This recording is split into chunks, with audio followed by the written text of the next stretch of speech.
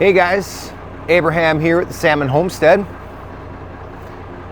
Of course, many of you know up in Alaska doing the largest salmon run in the world in Bristol Bay. One thing I thought I'd talk to you guys today about is picking your district and what does that mean. So up in Bristol Bay you have many different rivers, and off those rivers you have bays, fishing areas that a boat that like this size or all those boats maybe you see behind me, they can fish in.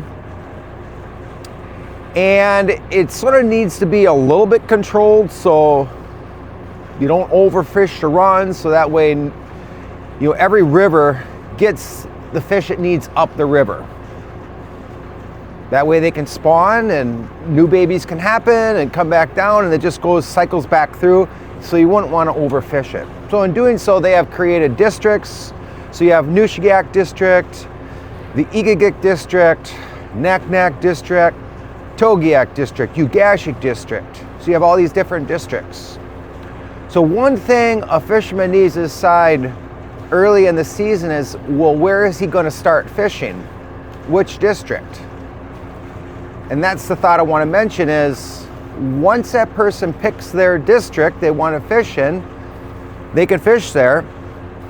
But once they want to leave that district, they call in to their cannery and say, hey, I'm going to leave, let's just say I'm going to leave the Igigik district and I now want to go fish in the Togiak district. So you call that in, your fish have already been delivered to the tender, and you say, hey, you know what? We want to leave this district. We feel like we're going to get more fish in the Togiak district, and so we want to transfer there. So upon doing that, the people at the cannery, they record that, they send it in.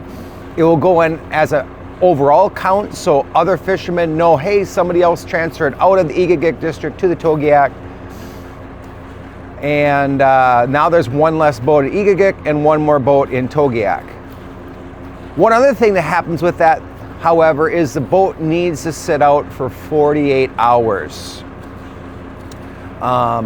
So you just can't like fish, say, oh, I'm out of here, I'm gonna zoom over to a different district. I heard they got a lot of good fish and I'm gonna fish there next.